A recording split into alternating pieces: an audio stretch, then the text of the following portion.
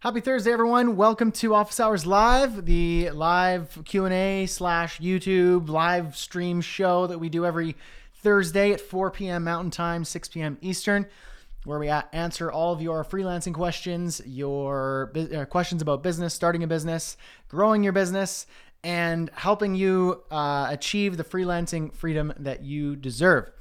Today, we're going to be answering questions as usual, and particularly, I'd like to try and stay on the topic of pricing. It was a really hot topic last week, and I'd love to continue that discussion this week. Pricing is a massive topic. It could be a dedicated topic every single week, and you'd still never really scratch the surface. So I'd like to talk a little bit about it, answer some questions. There are a few questions that we never really got to answer last week, so I'll address those off the bat.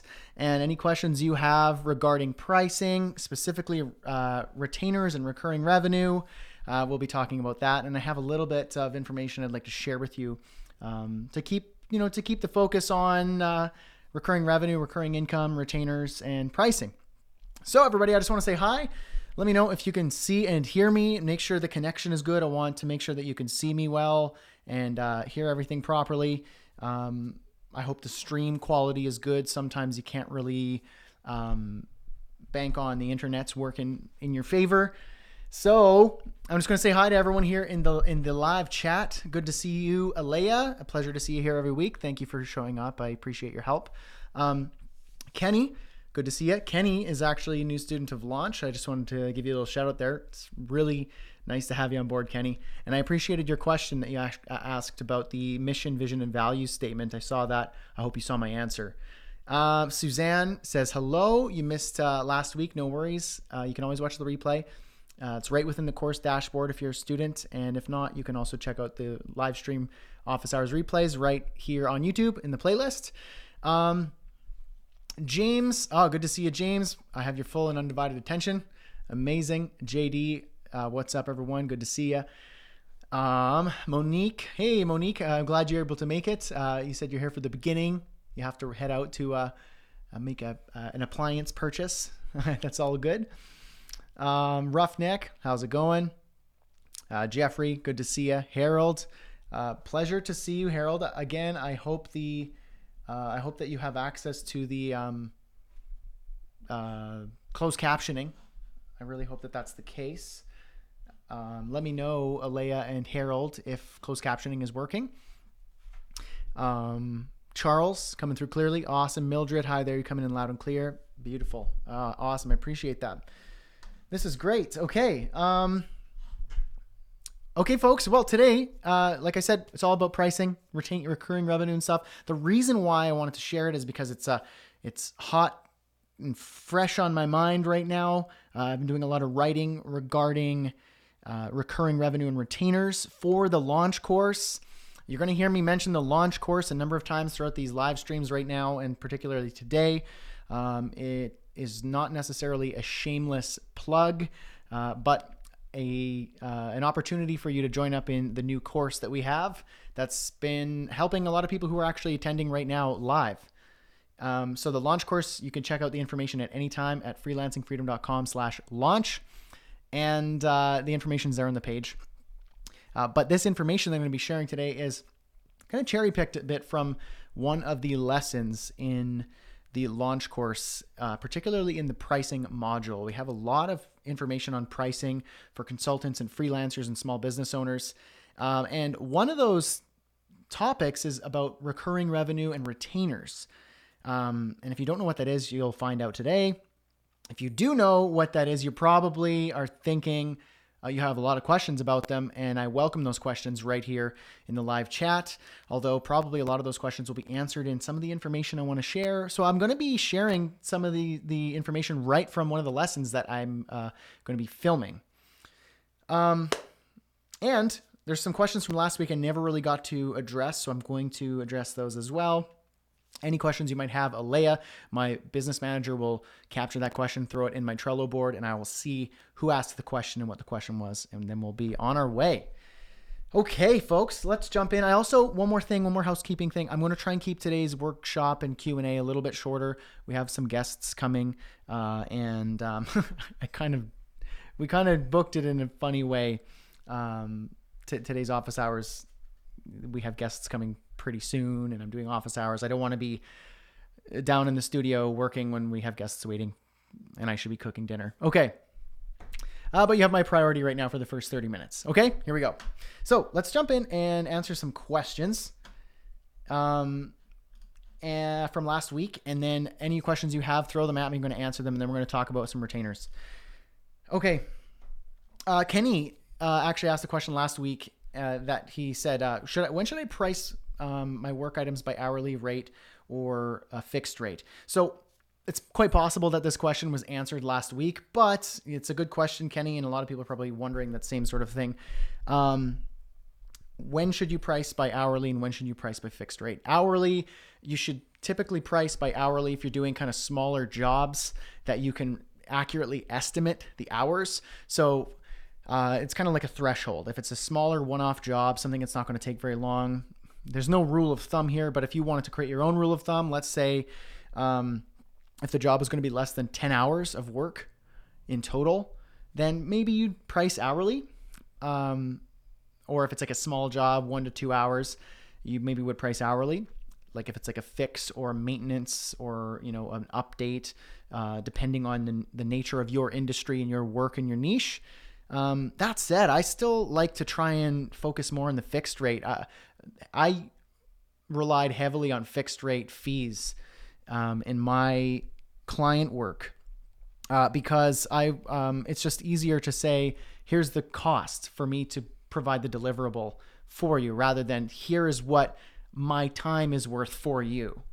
Because then once you start giving clients line items of this thing takes 1 hour, this thing takes 2 hours, this thing takes 4 hours, they look at that and they go, since you're pricing hourly and it's going to take 10 hours, can we just take out that line item and then I'll save 3 of those hours and therefore I'll save 30% of the overall cost. Whereas if you just say it's going to cost $1,000 to do this deliverable, this is the problem that's being solved, and here it's going to be solved in the form of this deliverable, then they don't just get to go in and reverse engineer your line items and then try and bargain you down to a budget price. You get to just say this is what it is. If it takes you 30 minutes, if it takes you 30 hours, like that's the time is irrelevant. It's the deliverable that they get. And ideally you can, when you're working with fixed rate fees, you want to work efficiently. You don't want to gloss over things and do poor work or do bad work. But when you are charging a fixed rate, say $1,000 for a job, a deliverable, you and your client are both rewarded for your speed and efficiency. So if you say it's $1,000 to complete this job and solve that problem, and you say it's going to take a week, but it takes you 2 days, the client's happy because it only took 2 days. They got the job sooner. Most clients want their work done sooner than later.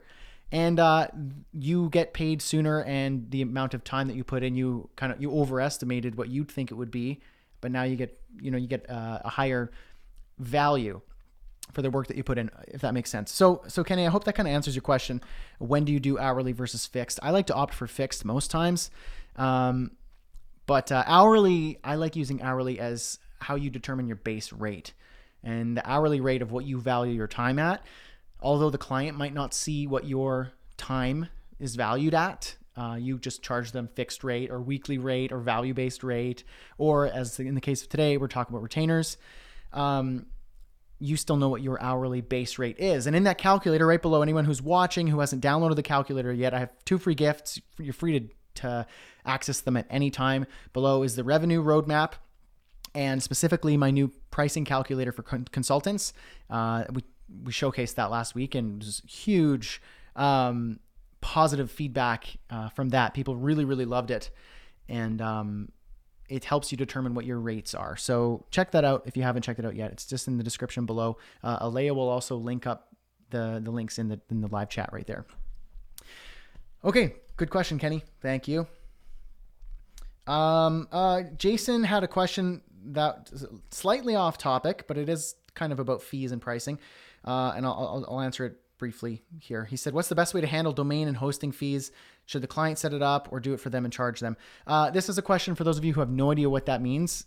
most of you probably do if you're designers, developers who work in the web field and you build websites and marketing campaigns for your clients. You'll know what this is.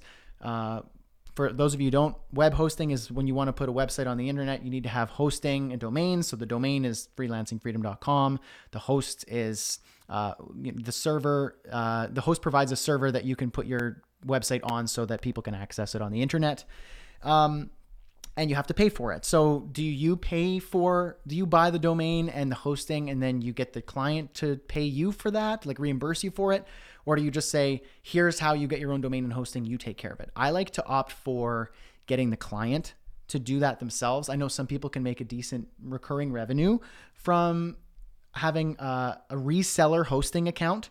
So if you're using Bluehost, JustHost, GoDaddy, any of the hosts out there, they often offer a reseller program where you can have like a master hosting package and act as the host, and your clients can pay you a subscription to host their website. So you can do that and you can make a tidy profit off that if you have a volume of clients, but it also means more responsibility and headache. So I just like to say, handle your own hosting, do it yourself, and I'll just give me your passwords. I'll do it, take care of everything, upload it live, and you're off to the races. That's what I like to do. James, do you allow for troubleshooting time for possible problems that may arise in pricing? Absolutely. I call that contingency or profit margin. And in the calculator, you can see, that's in those factors that affect the pricing. I like to make sure that there's contingency in there because there always is.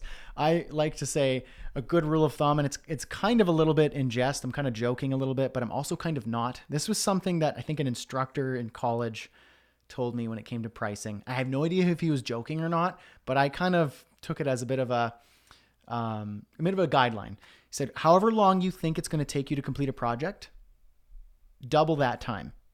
And that's what you estimate the time being. Now you might think like, oh, that seems a little bit unethical. If you think it's going to take 10 hours to complete a job, then you say it's going to take 20 hours. Didn't you just cheat the client out of 10 hours? Isn't that unethical? It would be unethical if you actually knew as a matter of fact that it was only going to take 10 hours and then you just said, let's see if I can squeeze some extra money out of this person. That's not okay. But most freelancers undercharge, most consultants undercharge for their time and their rates. And they're afraid of asking what they actually should be getting. And so they swallow the unforeseeable items that come up. So when you're working with a client, you say it's going to be 10 hours to complete the job. But what about all the time you're thinking about it? What about all the time that you spent searching, researching, building something, creating something, driving to the client, finding information, putting it all together, Q&A, back and forth, if you're a web developer, bug fixing, it takes so long and there's so much back and forth. What about all of this contingency that you didn't actually account for? Usually works out to 25 to 75%. I'm just kind of ballparking that. And from my experience, that's usually kind of, you're undercharging by an insane amount. So David even says, I learned that the hard way. The double the time thing is so true. And it sounds like a joke, but it's kind of just, you think it's going to take you 10 hours, but people are terrible at estimating how long it's going to take. Think about this. When you're driving home and you're out and your wife calls you and goes, I'm starving hungry and I need you to come home and make supper. How long are you going to be until you get home? And you look at your phone and you see that you're 30 minutes drive away from home and you still have 15 minutes at the store or whatever you're doing. And you go, no problem. I'm on my way home. Be home in 15. But for darn sure it's going to take you 30 to 40 minutes to get home because you're a chron-optimist. You're too optimistic about your time and how good you are at estimating it. You're terrible at estimating it. And when your time is associated with the money that you get and you tell your client it's going to be 10 hours, you're saying that because you're afraid that when you tell them it's actually going to be 20 hours and the price associated with that is now higher, that they're going to be like, no way, James, you're a thief. I don't want to give you that much money.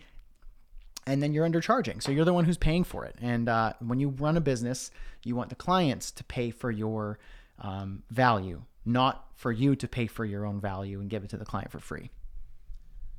Got that? Okay. Okay. Yes, James. So problems will almost always arise, just as in my day job. Of course, yes. And Kenny says, what's the estimate for troubleshooting hours? it's up to you. It comes from your own experience. For me, I just knew how long it was going to take. And I would go off of the weekly estimate. So I just would, when I would propose a project and estimate a project, I wouldn't give hours. I would give a fixed fee and a timeline in weeks to allow for contingency. So for the troubleshooting, if for the project was like a large project, like $10,000 contract, and I was building a website and a marketing campaign that was the scope of the project. The timeline of that project, maybe I'd give 2 weeks for troubleshooting, Q&A, back and forth, and client response and fixing certain things, feedback. So I'd give, maybe a week or two of that time for a large project. I don't know if there might be a percentage. Maybe you could say 10% of the project should be dedicated to troubleshooting, Q&A, and client feedback. But that number might depend on the nature of your business. Okay. So yeah, there you go, James and Kenny. Good questions. Thank you for that. Now, let's talk about some retainers. And then throw your questions at me if you have any. David says, hey, Brad, surface a duplicate question. First time on the live chat. Hey, David, good to see you here. You mentioned fixed cost earlier. What do you normally charge for a 5-page brochure site, WordPress with a contact form? Specific question. I don't really know the details, so I can't just give you like a straight up answer. I don't know who your client is. I don't know. David, I have a good answer for your question, which is in the description below. Alea is going to link it up in the live chat here. Download, access the pricing calculator that I created for my Freelancing Freedom students. You get it for free. It's cherry picked right from my launch course, and it's going to directly answer your question based on all of the different data points that you're going to have to consider. So rather than me kind of going through that right now for you, on the live chat, just download the calculator, get in there, put in the information, and that's going to give you a more accurate representation of what you should charge your client. I hope that helps. Okay, so retainers. What are retainers? I want to kind of put this out there for people who are attending the live chat. Do you, ladies and gentlemen, have a retainer? Do you currently have retainers, offer retainers, have some clients who have you on retainer? Feel free to just let me know if that's the case for you. Yes, you have retainers. No, you don't have retainers. Are you getting monthly income from retainers? Just let me know the situation for you right now. Be curious to know, surveying the audience, and see if that's something that you currently are experiencing, or if you're just like, yeah, I don't do retainers. I have no idea how to do them, and I know that they're good, but I don't know how to approach it. Just let me know. Give me the skinny on what's going on with you, and I'll jump into some information about the retainer. So one of the biggest reasons people who have so-called stable jobs as an employee, that's not a jab at employees, but employees and business owners are very different types of people. But one of the main reasons why people who have those stable jobs, or the so-called stable jobs, they hesitate to start their own business or venture out on their own is because of the risk of the inconsistent income. They say things like, I like knowing how much money I'm going to make next month. I like having consistency and stability and security in my paycheck and in my financial picture. So the lure of stability and a consistent paycheck is what prevents so many people from taking the leap into the uncertainty of launching a business. Now, yes, of course, I would agree in part that running your own business is associated with risk. But business owners, like probably many of you here in the audience, are a special breed and are willing to dance with that risk because we know that there's so much reward to be enjoyed. Flexibility of time, flexibility of finances, if you're at a certain level, impact on your community and on your customers, meaningful work that you're really passionate about. You didn't set out to be a business owner to trade one undesirable situation for another. You went out and took the burden of the risk because the reward is greater, right? Am I right? You don't go out to be a business owner because you're like, this sounds like it's going to be hard and difficult, and I don't know if it's going to work, and I don't even like it anyway. So that sounds like a good option. Of course, that's not going to be the case. That's why people say, I'm going to opt for the job and work hard to get a job and to have a stable paycheck, because once I get that, I don't have to worry about it anymore, which is also a myth. So many people are losing their jobs. You're not in control of your employment, so somebody else is, and that's a whole other story of risk that I don't think is worth taking. But I kind of went off track there. Let me get myself back on the track here. So yeah, we're willing to take that risk because we know the reward is much greater.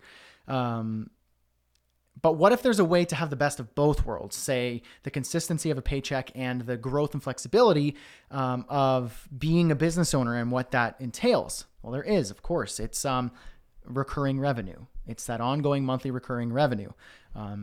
Often it's for freelancers and consultants and service-based, client-centered businesses. It comes in the form of a retainer where a client has you, the expert or the specialist, on a retainer to take care of business for them. And so the client's happy, they win because they have access to you almost like a team member, and you're happy because you get consistent payday every month. You kind of get that, you kind of get that element of the consistency that the employee has, but you get to be the business owner. I've heard it said that recurring revenue is like liquid gold to the entrepreneur, since there's that consistency, but so you get to know what it is that you get paid next month. So I'd like to jump into what's good, what's bad, and how to charge, with a retainer. People in the chat here are saying, I don't have retainers. I usually ask for half up front. So a lot of fixed fee stuff going on here. Jeffrey says, no, I don't have retainers. Monique has some clients on retainers. Mildred, no retainers yet. Cool. Okay. Good responses. What's good about retainers? Well, obviously, you could probably even share in the live chat. Anything that I've missed, let me know. What do you think is good about retainers? What are the benefits? What are the pros? What are what's so good about a retainer? Why would you bother having that? Well, obviously, income consistency. It's a trust building tool. Since you continually work with, establish, and provide value to your client ongoing, your client gets to see you as indispensable, a linchpin, where they can say, yeah, I really value this person's expertise, help, and guidance to take care of this aspect of my business. It's a trust building tool. So it's harder for them to go and move to a different, they can't just get rid of you and just replace you with someone else because they've established trust with you. Monique says steady income. Yeah. Income consistency, steady income, knowing what you're going to get paid next month. The client's happy, most likely to refer you to others. So they hold you in this higher regard and esteem because you are valuable to them. So they're more likely when they have a conversation with a colleague or someone at an event and they say, yeah, I'm looking for, someone to build my website, or I'm looking for a consultant to help me hire staff, or I'm looking for someone to manage my finances, or whatever it is, whatever your industry is. They go, I have that phrase, I know a guy, or I got the girl for you. That phrase, you want to be that phrase.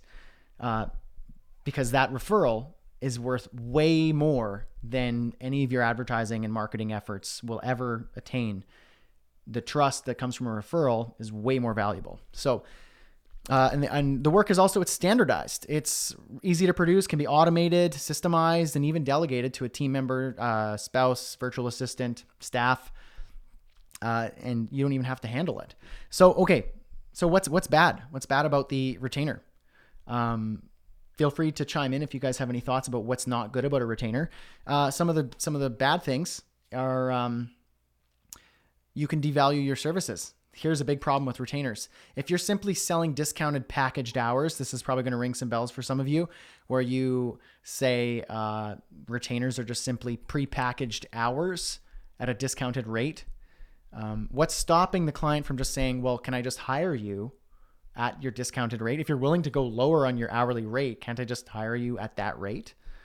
So that's a problem. It can be difficult to sell. It's hard to sell a retainer asking client for money every single month. What's the incentive or obvious value you provide to convince the client to pay you every month? Also, how do you justify how do you justify a high priced retainer? So it can be easy to sell like a $200 or $500 retainer, but how do you pitch and close a client on, say, $2,000 a month? Wouldn't that be great if we could have 2 or 3 clients giving you $2,000 a month every single month? That'd be amazing, right? How do you pitch that? It sounds like a hard sell. It is if you do it the wrong way. And if you spend most of your time dealing with low paying retainers, if you have like lots of $200 a month retainers, you might think, oh yeah, I have 10 $200 retainers. That's amazing. It covers my basic monthly expenses, but all I do is just like repetitive, standardized, mundane tasks, and I never get to work on the big projects. Well, it's holding you back and it's limiting your income potential. So how do we deal with these things? Well, the best way to determine how to do this retainer thing is, well, address those bad things, those objections and the hesitations of why retainers can be bad. So many freelancers first opt for selling packaged hours. And let's say your regular rate's $100 an hour. Okay. But you could tell your client that in the last 12 months, I've done this before, where you go, in the last 12 months, I've actually done 10 hours a month. I've given you 10 hours of my time per month at $100 an hour. That's like $1,000 a month. So what if you just secure me for 10 hours a month, but I'll give you a rate of $90 an hour. So your incentive is you get a discount of my hours, and then you have my priority for those 10 hours a month.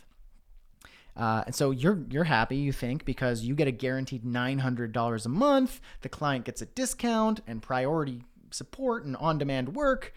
But what happens when the client just says, well, if you're already giving me that 10 hours a month on average anyway, so you're available, okay, establish that, and you're willing to actually discount your rate, so you're actually charging me more than you're willing to charge, so I could be getting you for a better price than I'm already paying? Why don't I just, how about this? Why don't I just hire you for $90 an hour when I need you? How about that? Busted. You just busted. You shot yourself in the foot.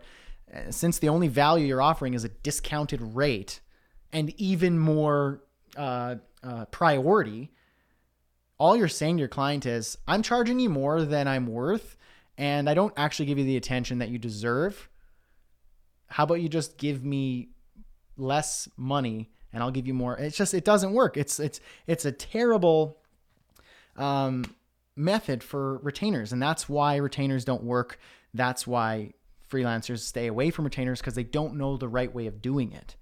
And I did that too, actually. And I got some clients on board, but I was like, man, my rate's way more than this discounted rate, and I'm actually spending more time. Like, what's the point of this? So the remedy to this is to scrap that packaged hours at a discount angle and create a packaged service. So a productized service that has nothing to do with your time and availability and everything to do with the tangible value and deliverable you provide the client every month. So let's say you've offered a marketing campaign to your client and want to pitch them on a retainer. Instead of offering a discount 10 hours per month, just to manage their website or campaign, you could simply say, for $1,000 a month, what I'm going to do for you is act as your personal marketing strategist. It's kind of like you have like a new team member on contract, and I take care of this aspect of your business. And what I'm going to do is I'm going to manage, protect, and grow the product that we created for you so that the marketing aspect of your business is taken care of. I like to use the phrase, I stole it from someone. I don't know who said it originally, so I'm not going to credit it to me, but I say it all the time. Let me do what I do best so you could do what you do better. So stop worrying about the marketing strategy and stuff. Let me take care of that, and I'm going to ease that from your shoulders so you can work on your thing. I'll do my thing to help your business. So what you could do is then provide every month a report, a handy report, hand deliver it, mail it, hand write it, type it out, sign it, hand deliver it, whatever you want to do so it's more personal, and create a report on everything that you've done from day 1 to day 30 within the month so that they know exactly what they're paying for. If it's $1,000 a month, instead of it's 10 hours of your time, it's what are the deliverables and value you've added to my business? What's the content you've created? What are the strategies you've implemented? What are the research What's the research you've done that's going to benefit my business, and how have you implemented that? Maybe you manage social media in amongst that. So what posts and tweets and Pinterest boards have you organized, and what's the data and the metrics on that? How's that benefited my business? Security and updates and software. What are these things that you've implemented to protect my initial investment? Maybe marketing, like conversion rates and number of subscribers and followers. What about these things? All of this information, from advertising spend to online sales to growth, all these things. Be the person that takes care of this element of their business and show them in a tangible form what you've done and what they're paying for. So that has nothing to do with how many hours you've given your client. It's about the value you've provided. Maybe it took you 2 hours. Maybe it took you 12 hours. Maybe, and amongst that, you say, in addition to this, what I'm doing, I give you 5 hours a month of on-demand work. But what you're paying for is the package, not the hours. It has nothing to do with the hours. Okay. Kenny says, what's the selling strategy for being a team member on contract? Well, kind of covering it here. Hopefully this answers the question that you have regarding this. So another problem with the kind of what Kenny just asked there, the retainers are difficult to sell. They can be difficult to sell if your original product was just like a low priced service. Like if you did like a small brochure website or a one-off coaching gig or a small service that costed a few $100 or something like that. Selling a retainer is going to be difficult to sell because they just paid you $250. Their budget was low, and now you're asking $250 a month. No. Or if you're selling packaged hours, that's going to be difficult to sell, because the positioning is all wrong. But as we just learned, if you can provide a standardized productized service that offers high value, and the client feels like they're investing in a team member who will take care of the management, protection, and growth of an aspect of their business, they'll be much more willing to say yes to your offer of having you on retainer. So that's what I like to say. Now, this is in regards to the selling strategy that Kenny asked, and also how do you sell these services? Package them. I talk about this in the course. I talk about this on my blog. I've done this on webinars. I've taught this a number of times. Is package your offer, regardless of if it's a retainer or a one-off service or a course or anything. Give the client or the customer options. So instead of saying my fee for X is $1,000, say I have 3 packages, no less than 2, no more than 3, is what I like to say, that will give the client options. And it's not based on hours, it's based on the value in each package. Package A is the budget package, includes the bare bones. Let's say if it's $750 a month, it includes the basic management and a report. Package B is that, protection package where for $1,000 a month, they get the management package with the monthly report, 5 hours of on-demand work, plus a monthly strategy call on Skype to keep the business on track and to answer any questions that the client may have. Package C is the growth package or the premium or the gold, whatever you want to call it. You get to come up with real fun names and cool designs for whatever that is. $1,500 a month. You manage, protect, and grow the business. Up to 10 hours of on-demand support and work, dedicated priority phone support, and an in-person meeting per month to train staff, educate them, and provide strategy and Q&A. So lots of different ways of packaging your services into products or packages so that your client gets to choose versus just saying it's $1,000 a month and they go, whoa, sticker shock, you crazy, Kenny, no thanks. You say, here are the options. You choose which one works best for your business. So don't offer discounted hours. Package your retainer into different packages so that they get to choose. And finally, how do you justify the price of a retainer, specifically a high price? And this is where I'll end it off on this point. To get that, I feel like this is enough to work with in retainers. And we're going to go really deep into this. I think I wrote the entire day about retainers. So there's going to be a lot of material in the launch course about retainers, but these are kind of the 3 main points and objections about retainers and how to approach them.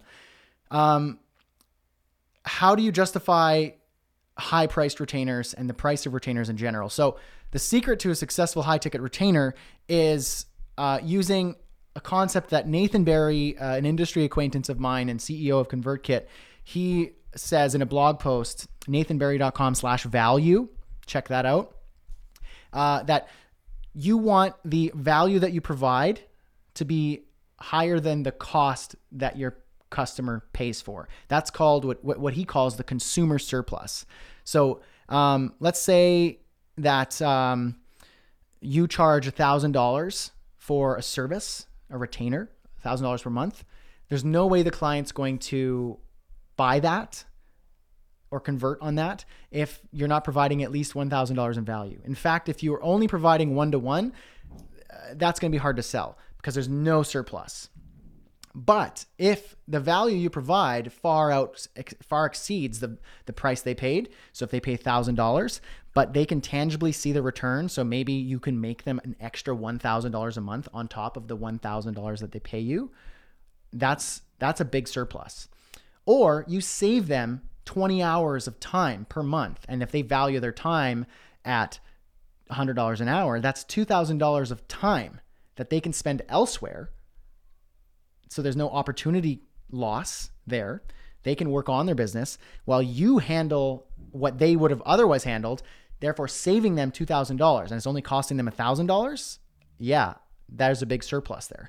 Or maybe they have expenses. This is a big one for financial advisors and investors who help people manage their portfolios. If you see that your client is spending X amount per year on fees, and you can save them that amount and more on fees, you're in business. I hired a couple of years ago a personal financial advisor to help me understand my personal and corporate finances and what I should be doing. Should I be doing this? Should I be investing here? Should I be paying off a mortgage or investing in this or doing this? So many different options. And he looked at everything we were doing and said, these are the fees you're paying. These are the expenses you're paying. By giving you this advice, I've just saved you, $1,000 in 1 year. Plus, I'm hoping to help you grow in X, Y, and Z ways. And my fee is $1,000. So my fee is canceled out by your savings. Plus, the implementing the strategy is going to make you money every year. So consumer surplus, keep that in mind. So to round that off, you want to provide a consumer surplus and be an investment, not an expense. If they see you as $1,000 a month and it doesn't provide any value, then they're not going to buy it, or they're going to buy it and have buyer's remorse and want to get away from it. So how do you do retainers? 3 kind of core angles and approaches that you need to keep in mind. Don't sell packaged hours at a discount. It's not going to work, and your client's not going to care or value it, and they're just going to see you as a discount, and you're going to resent them because you're going to be working for less than you're worth. 2, offer packages. Don't just say, here's my rate. Say, here are your options. Did you see the language there? I said, hey, James, I cost $1,000 a month to help you. That sounds a bit selfish. Or, James, here are your options to grow your business. A, B, and C. Price A, B, and C. Value A, B, and C. They get to decide the value they receive from you. They get to weigh the risk and reward balance instead of you telling them what they owe you. Does that make sense? And 3 is to create a consumer surplus, to be the investment, not the expense. So how do you charge high retainer rates? How do you sell high retainer rates? Well, if you do the first 2, avoid packaging discounted hours, and you package your solutions into different options, and then you ensure a surplus, it's going to be an easy sell. The only reason someone's not buying something from you, your service, or see in my case, like a course, which is an education and training program, is because you don't yet see the surplus. Maybe I'm positioning wrong. So the onus is on me to show you. Let's say if you're considering joining Launch, so freelancingfreedom.com/launch is a course I'm selling right now to help you with the very things we're talking about right now in way more detail and depth. The only reason that people wouldn't buy is because one, it's not for them. So I'm doing the wrong thing. They're not doing the wrong thing. I'm putting it in front of the wrong people. Two, maybe it is the right person, but they don't see the value. They don't see the surplus. That's my responsibility to illustrate and detail the surplus that you get. So if you pay me $499, so $500, you better know that you're going to get at least that in value. And the way I've implemented that to give you a consumer surplus is when you join at $500, not only do you get the tangible benefits of the training, the resources, the community, access to me, which, if you wanted to book me at an hourly rate, it's going to cost you $500 very quickly.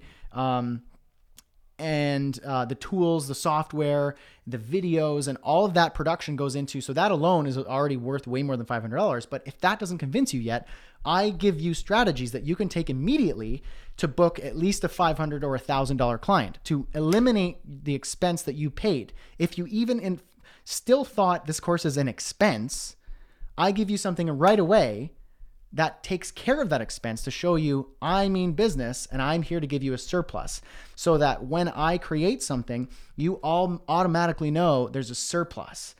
Whatever I pay this person or this business, the surplus is going to be gigantic. So I will invest in whatever it is that comes my way. That's my strategy as a business owner, to provide my clients and my customers and my students with a surplus of value.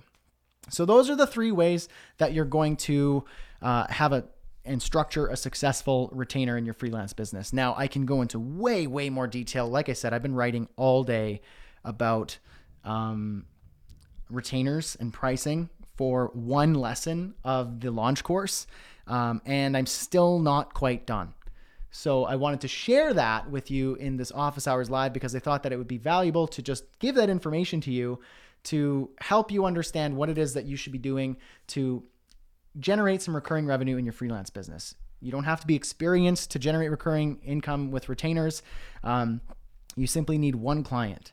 And I've known people, students and colleagues and myself who've quickly taken clients and created a stable income in their business using retainers in a really minimum viable way. So instead of thinking, I need to have this big product with the software and this and that and all these things and bells and whistles, and I'm going to charge them so much money, you could have 10 clients at $500 a month. And as long as you're ensuring a higher surplus and value with that monthly expense for them, then 10 clients at $500 a month is $5,000 a month. For most of us here, that's going to cover all of our monthly basic expenses and more. And to leave you on this, the final rule of thumb, this is by no means, I like to say, this is a guideline, not gospel. I like to suggest to my customers and my students when I'm coaching them is to aim for your monthly recurring revenue, your retainers and recurring revenue, to cover your basic expenses, your monthly recurring expenses. Why? Because monthly recurring expenses, if they're covered with monthly recurring income, then it's taken care of. Then you can work on your business, create a great flagship service offering, grow that into systemizing your business and then ultimately productizing it and having it run on automatic. Because your basic expenses are covered. Those expenses are always going to happen. So why not cover it with income that's always going to happen for the most part, versus chasing down paychecks and invoices to cover the bills, right? Then you're just going to keep yourself on a hamster wheel and you'll be stuck in place. And at Freelancing Freedom, the new launch course, I don't want you to be stuck in place. I want you to start your business, launch your business, and quickly grow through that first launch phase, the stage one, I call it Freelancing Freedom, so that you can get yourself to a place of replacing your income, creating and doing work that's meaningful, that matters to you, that makes a difference in your life and the lives of your customers and your community, so that you can actually get to work with the gifts that you have and the desire that you have to do something and provide for your family That's what launch is all about. So if you're interested in starting up a business or taking your current business and getting more clients and creating more stability out of it, we go way more into things like pricing, strategy, mindset, how to sell yourself without feeling gross, how to package your services into a way that people are going to actually buy them, how to cover your expenses, managing projects, marketing yourself, and everything in between. Plus you get the community and access to me in addition to so much more. So if you're interested in doing that and checking out Launch, head over to freelancingfreedom.com/launch and look through the site. And if you have any questions, in the right-hand side of the window, there's a little live chat window. Myself or my business manager, Alea, will get back to you either live or not immediately, but very quickly in email to answer your questions so that you know that there's a surplus, a consumer surplus. When you pay to buy and invest in the course, you get way more than that fee that's priced on the product. So, Matthew says right here, you've already gotten me a couple clients. If Launch gets me further down the road, then you know I'm buying all of your other stuff. That, my friends, is a consumer surplus in play, in action. So thank you everybody for your time. I would love to hang out for longer, but I already can see some of our guests arriving at the house. So I should cut the workday a little bit early. So I'm sorry I got to get going, but I hope that this 45-minute workshop about pricing and retainers and recurring income was enough to give you something to think about. And to take this further, in the description of this live video, grab your revenue roadmap and your pricing calculator for consultants. You're going to be blown away by the value you get from that. And that's yours for free. And you'll be hearing from me about Launch. If you haven't already joined up, head over to freelancingfreedom.com/launch to see if it's a right fit for you. And we're here to help you launch, grow, and elevate your business. Thank you, everybody. Really appreciate you. Hope you're having an amazing Thursday. Get to work. I can't wait to see you next week. And I'll catch you later. Cheers. God bless you.